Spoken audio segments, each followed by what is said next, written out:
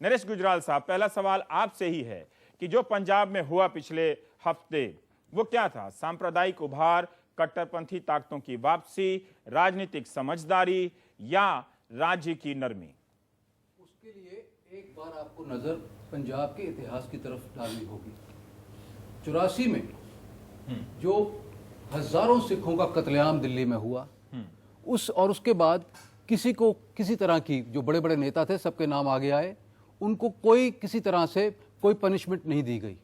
उससे एक हर्ट थी सिख कम्युनिटी में, एक गुस्सा था, वो अब मैनिफेस्ट हुआ पंजाब में, स्टूडेंट्स में, यूथ में, और वो एक रोष बन गया जो सामने नजर आया, और उनको राजवाना में एक हीरो नजर आए, और इनको वो ओवरनाइट, जैसे आप कहते हैं, शहीद के तौर पे देखना शुरू हो गए। शहीद के तौर पर देखो। जनरल, हमें जानना चाहते हैं कि ये जो रोष था, ये किन्हीं ताकतों का, पंजाब के अखबारों में गर्म ख्याली शब्द का काफी जिक्र हुआ है, एक्सट्रीमिस्ट फोर्सेस का, उनके द्वारा उभारा गया था या स्वतः स्फूर्त था, अपने आप हुआ?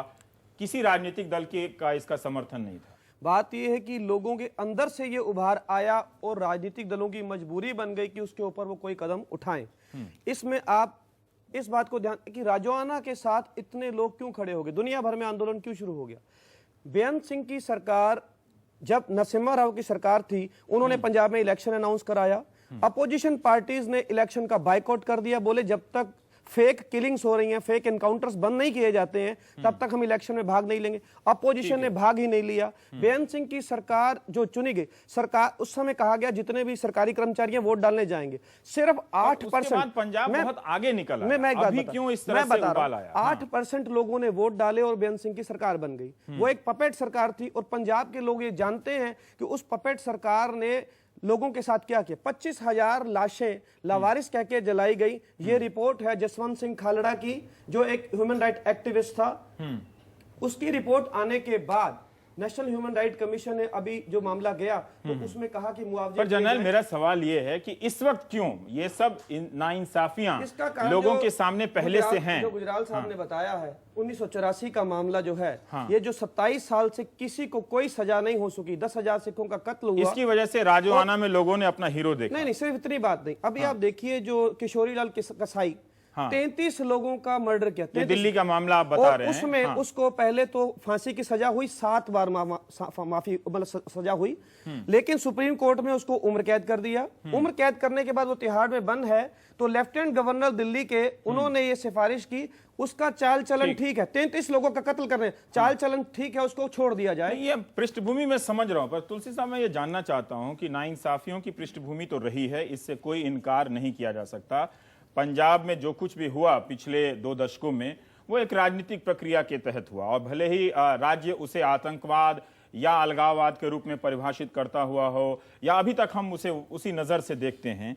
हम ये जानना चाहते हैं कि क्या ये नाइंसाफियां इतने बड़े पैमाने पर मौजूद हैं लोगों के जहन में कि राजवाना के फांसी की बात होती है और अपने आप लोग सड़कों पर उतर आते हैं? नहीं, ऐसी बात नहीं है। मैं समझता हूं कि कानून और सजा, क्राइम एंड पनिशमेंट, जुर्म और सजा में ना तो पॉलिटिक्स का कोई हाथ हो सकता है और ना ही धर्म का। डेंजरस हादसा हुआ कि चीफ मिनिस्टर को सेक्रेटेरिएट के बाहर बम से उड़ाया गया, और ये रेयरेस्ट ऑफ द रेयर जरूर था, मगर ये अभी क्यों सारा कोई भी एग्जीक्यूशन है, एक्सटिंक्शन ऑफ ह्यूमन लाइफ, वो इट इन्वोक्स इमोशन, भावनाओं को सिंपैथी उभारता है। ठीक है, वो सिंपैथी अपने आप में पैदा होती है।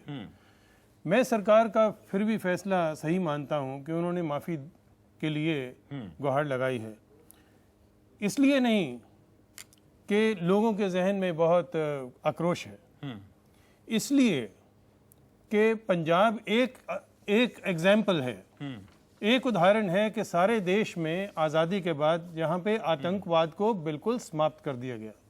लार्जर पब्लिक इंटरेस्ट में अगर सरकार ने ये कहा है तो मैं सही मानता हूँ। Do you have the NDTV Profit app? All the markets, all the news and your own homemade, ready-made portfolio available there for you. We will right now answer what you should sell, what you should buy when markets are down. Download at ndtvprofit.com/apps. get the best app from the channel you trust.